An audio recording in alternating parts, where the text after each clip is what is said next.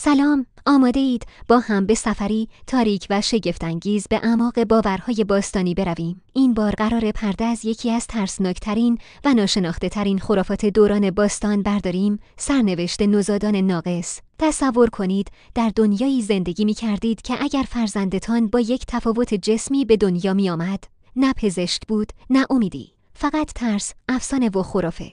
در بین النهرین باستان، نوزادانی که با نقص عضو به دنیا می آمدند، اغلب نشانه ای از خشم خدایان تلقی می شدند. کاهنان بابلی معتقد بودند که این نوزادها حامل پیامی از جهان دیگر هستند، پیامی که باید تفسیر می شد. در الواح گلی باقی مانده از آن زمان، فهرست‌هایی وجود دارد که در آنها بر اساس نوع نقص جسمی پیشگویی برای آینده سرزمین نوشته شده است.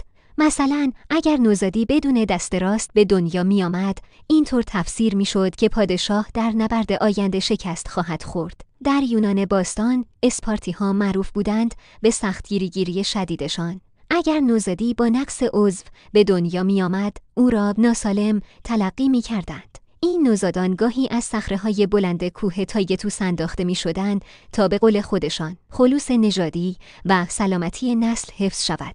البته در آتن دیدگاه کمی ملایم تر بود، اما همچنان این نوزادان بیشتر وقتها دور از جامعه نگهداری می شدند. در مصر باستان همه چیز به توازن و هماهنگی کائنات برمیگشت. اگر کودکی با نقصی ظاهری متولد می شد، بعضیها باور داشتند که این کودک روح یک موجود مقدس است که در بدنی متفاوت متجلی شده.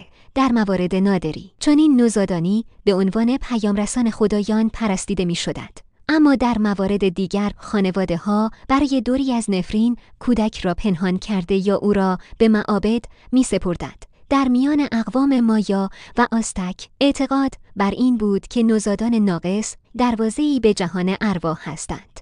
برخی قبایل مایا حتی آنها را شمن‌های آینده دار می دانستند. در افسانه‌ای مایایی آمده که زنی کودکی با صورت ماه گرفته به دنیا آورد و آن کودک بعدها تبدیل به پیام‌آوری شد که توانست با خدای باران صحبت کند. اما همه داستان‌ها اینقدر خوشایند نبودند. گاهی هم این کودکان قربانی می شدند تا خدایان از خشم خود کوتاه بیایند. دیدید در طول تاریخ نوزادانی که با تفاوت به دنیا می آمدند، گاهی ستایش شدند، گاهی حذف.